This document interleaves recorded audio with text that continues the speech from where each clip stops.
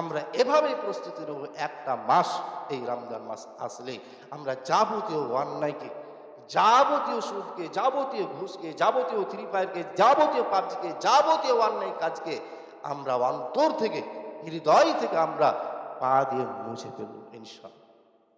যদি মিশে ফেলতে পারি তাহলে আমরা সেই ফজিলতগুলো গ্রহণ করতে পারবো, নচেত পারবো না।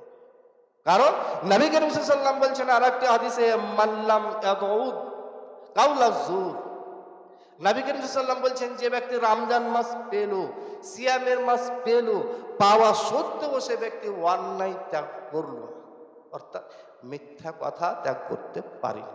নাই বলছেন সে বাজে কথা বললা ত্যাগ করতে পারেনি, খাওয়া পানাহা থেকে দূরে থাকতে পারেনি, স্ত্রী মিলন থেকে দূরে থাকতে পারেনি, দিনে স্ত্রী মিলন থেকে দূরে থাকতে পারেনি।